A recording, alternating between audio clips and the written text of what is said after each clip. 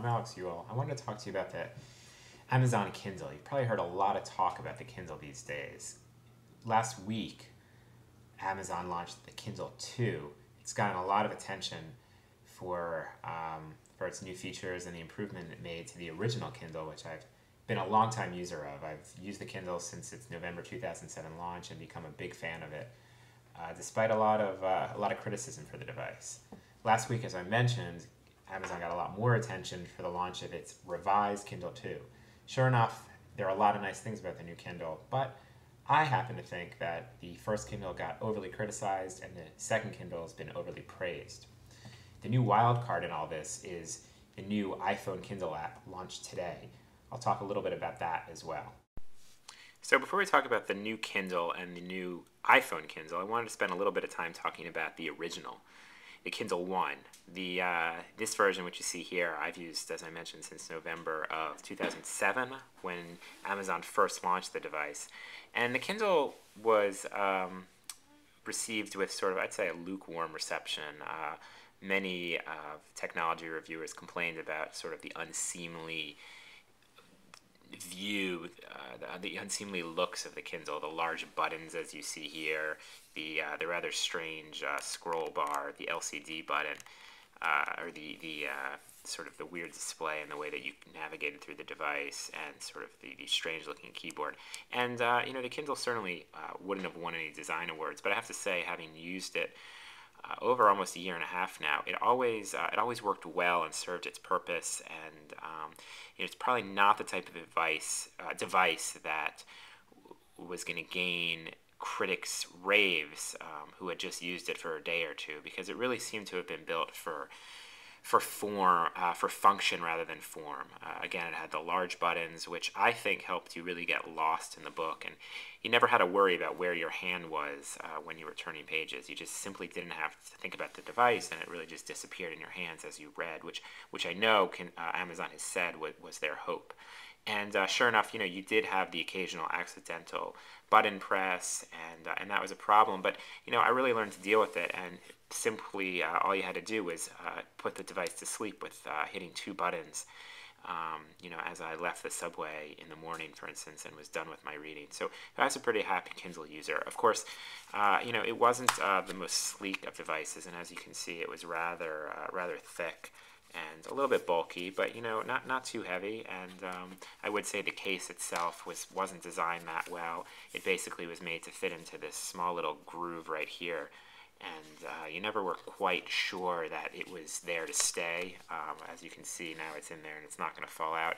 I got pretty used to it, but I could see how folks might have been disappointed with that. So that's the Kindle 1, and as I said, it got mixed reviews. Now, when Amazon last week announced its Kindle 2, sure enough, it got a much different reaction, and it got praise from the very folks who sort of love Apple's devices and the cool form that Apple has managed to create in its devices. So here's the new Kindle 2, and as you can see, it's much sleeker. Here's the cover, which incidentally is no longer included in the $359 purchase price. It's now an additional $30, so that's $389 for the device. When I first got the Kindle 1 back in November of 2007, it was actually $399 at the time, but that included the cover. So much the way Apple has sort of stripped away accessories on its iPod line over the years. Initially, it came with a cover and a dock. Amazon seems to be doing the same thing.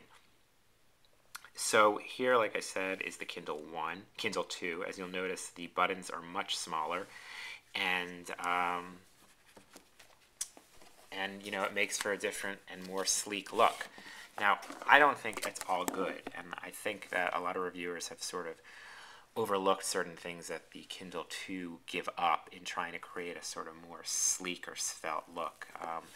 The smaller buttons, sure, they're pretty, but I've noticed in the week I've been using it in sort of day-to-day use with the Kindle 2 that you kind of have to think a little bit more about the buttons and where to find them as you're reading. So again, unlike the first Kindle, the device is a little bit more, you think about it a little bit more as you're using it. Also, you'll notice the thumb and the joystick, which has become quite different from the scroll bar device on the Kindle 1 that's over there. So you now are able, the good thing about that is you're now able to navigate left and right as well as up and down, whereas you were limited to just up and down on the first Kindle. So now I'm able to, let's say we're in the Washington Post page right now, I'm able to go to the Washington Post's section list, and as you'll see, I'm able to sort of do a side-to-side view. I'm able to move the cursor side to side, which isn't something you were able to do on the original Kindle. Now the joystick itself, I'm not a huge fan of. I tend to think it's a little bit too small for comfort. It's just hard to kind of get your finger on it. It's a little awkward at times. I imagine I'll get used to it. And lastly, I'd say that the one-handed operation of the new Kindle is a little bit harder to do, only because your hand, if you want to hold it with one hand, and because of the sort of taller nature of the Kindle, you have to do it sort of on the middle of the device. So my thumb's over here. Unfortunately, if I want to then continue to use it with one hand, I have to shift my thumb down in sort of an awkward way. So that's a little bit of a minus for me. The old Kindle had the button right here for the directional or the navigation, so there was a little less thumb movement. That said, as I mentioned, it is a much sleeker device. There's something much cooler about using it, and the cover itself is much more usable. As you'll see, there are little brackets that are built into the Kindle and this Kindle cover, so it easily comes out, and you feel pretty secure that it's in there once it's there. So, now let's just do a quick little size comparison of the two devices. As you'll see, here's Kindle. Here's one Kindle. The Kindle 2. Pretty thin. They like to say it's about the same thickness as a pencil, which, sure enough, I was skeptical of at first, but sure enough, it is. It's a pretty big difference from the first Kindle. You'll see here the difference in thicknesses. So Kindle 1, Kindle 2. Pretty big difference. And lastly, here's maybe the most exciting announcement that's come for a lot of people, and that was this morning when Amazon announced its Kindle for the iPhone application. Basically, you're now able to read Kindle materials, any book available for the Kindle, which are usually about $9.99. You can now get on the iPhone software, Kindle software. Now, you can't get the same magazines or newspapers that you're able to get on the Kindle device itself, but you can now get any book available for Kindle on the iPhone, even if you don't own a Kindle. And if you do own a Kindle, and I happen to have 3 at the moment, if you do own a Kindle, you're able to just for free synchronize any of the books you've already bought for your Kindle and get them on the iPhone.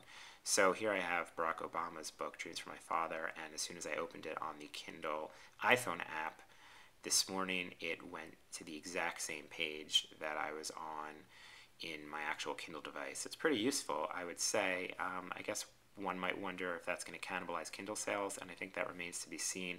I know that Amazon itself is saying that folks will keep the Kindle by their bedside and then use the iPhone app when they're on the line at the grocery store. So we'll see if that works out for them. One friend I talked to today said there's no way he would now ever buy a Kindle device because he just had it on his iPhone. So I think it remains to be seen what happens. At the end of the day, though, it does seem like Amazon more and more is cornering this ebook market. So that's got to be good news for them. So those are my thoughts on the Kindle family, and you have that family here. The Kindle 1, the latest Kindle 2, and today's surprising, perhaps, launch of the Amazon iPhone Kindle application. It's an exciting time for electronic books, and it should be interesting to watch the market develop. This is Alex Ewell. Thanks for watching.